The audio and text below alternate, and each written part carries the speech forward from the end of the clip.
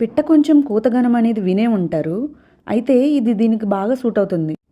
ఒక్కొక్క ప్లేస్‌లో ఒక్కొక్క పేరుతో పిలువబడే ఈ ఇంకు పండ్ల చెట్టు యొక్క లాభాలు చాలానే ఉన్నాయి. అంగుళం సైజులో ఉండే ఈ ఆకు, అంగుళంలో సగం కూడా లేని ఈ పండు ఎన్నో అద్భుతమైన ఔషధాలుగా పనిచేస్తున్నాయని మీకు తెలుసా?